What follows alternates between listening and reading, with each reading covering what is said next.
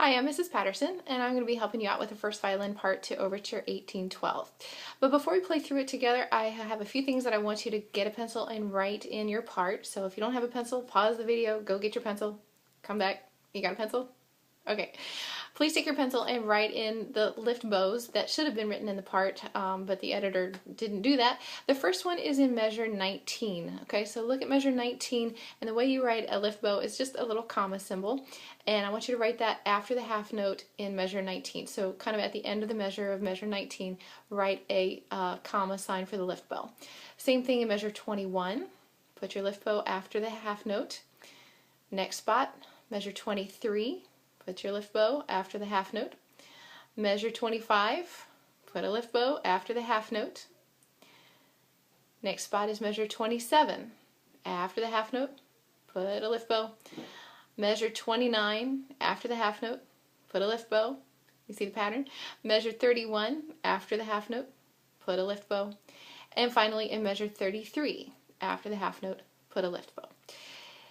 In measure 35, we don't need a lift bow. We actually need you to write an up bow sign over the first note of measure 35. That's your V symbol. It tells you to go up bow.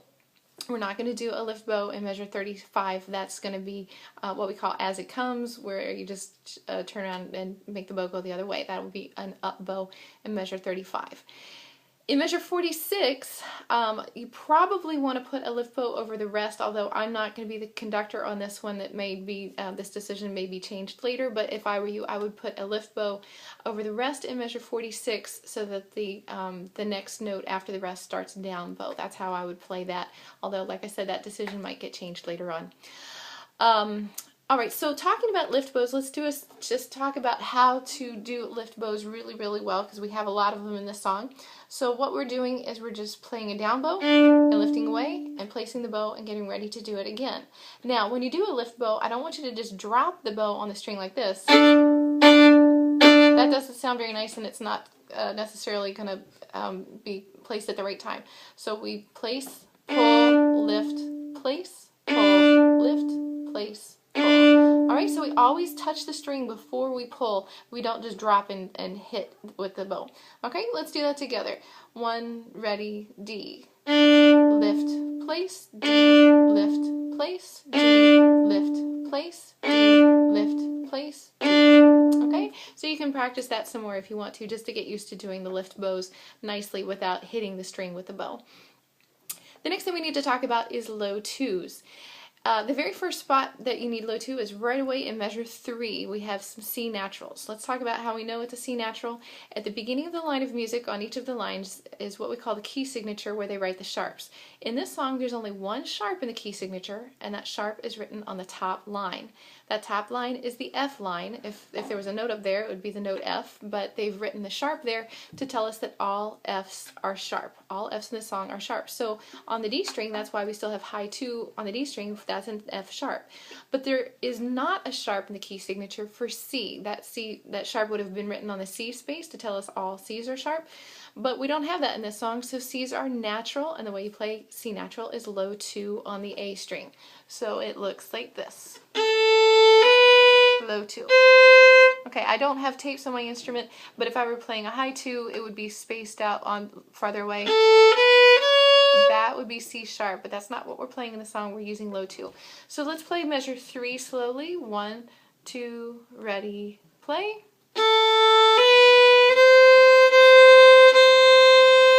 Okay, make sure to get the 2 very, very close to the 1. Also, by the way, in measure 3 we have a slur, so please practice with the slurs in this song. Make sure your bow goes the right way.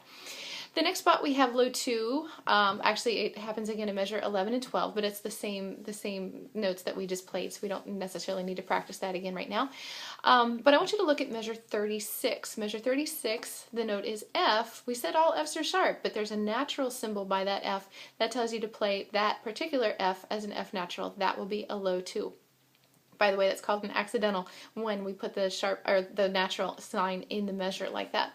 So that measure sounds like this. Okay, I'll stand up so you can see it. Fingers are close. Not this way. That would be F sharp, so that's wrong. Okay? Then in measure 37, we have a C natural again, because all C's in this song are natural, so 37 sounds like this. Low to C natural. Then leave your second finger down and stretch out with your third finger. Very often students have trouble getting all the way up to that third finger in tune, so that D should be on the tape. Okay, if that third finger is not in tune, then it sounds like this. Hear how that doesn't sound good? It doesn't match your open D. Hear how it sounds better when I fixed it and I slid it up into the right spot? It should match open D. Okay, so let's slowly practice measure 36. 1, 2, 3, 4, rest. Low 2, stretch. Low 2. That's probably going to take some practice, so I would pause or rewind the video a little bit and do that spot several times. Okay, that's a benefit of practicing on your own. You can do it as many times as you need to, so please practice this before we get to rehearsal so that you know what to do. Another thing I want to show you before we play through the entire song is in measure 24, I want you to use fourth finger, so we don't try to change strings to the A string too quickly. That wouldn't work very well. So measure 24, I want you to play 3, 4, 3. Okay, it just keeps it all in the same string, nice and neat. You can use fourth finger there. Same thing in measure 32. Again, use fourth finger. 3, 4, 3. Don't change strings to the open A there. The rule is when we're staying on the lower string, you use a fourth finger. If we were going on up to the upper string for other notes, then you could use the open A, but in that one, we're staying on the lower string, we're staying on the D string, so use fourth finger. All right, now measure 18. This is going to be probably the trickiest part for most of you. And realize it's just a pattern that goes, and I would use open A here because we are going up to the B, which is on the A string anyway. So I would use just 3, open 1, open 3, open 1. Okay, and when you have a pattern like that that repeats, it's good to just practice it on your own over and over again. So just forget about the music for a second, and we're just going to play 3, 0, 1, 0, 3, 0, 1, 0, 3 over and over again. Let's do that together. Ready, 1, and ready, play.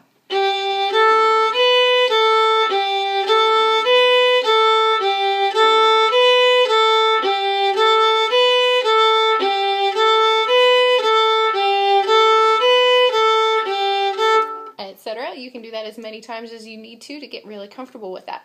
Then once that's comfortable and you're really familiar with how to do that, it'll be really easy when we do it in the music.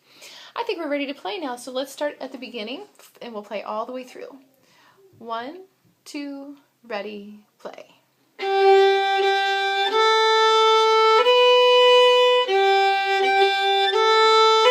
2, rest.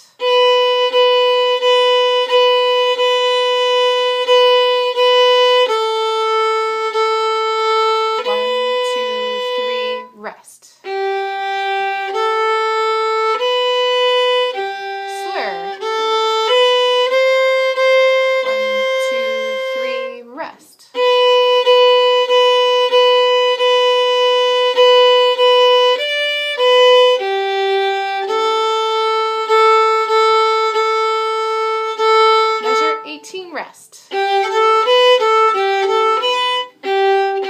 Lift, place.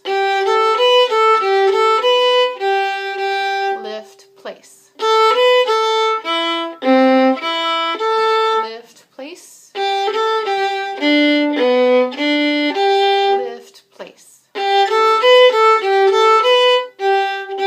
Lift, place.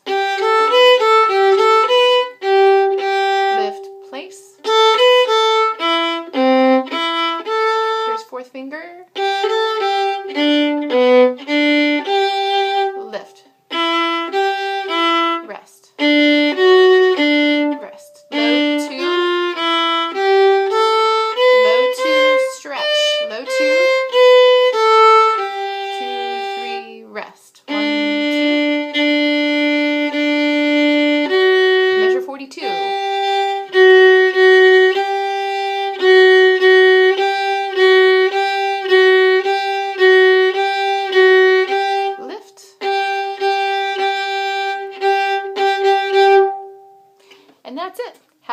practicing. We'll see you soon.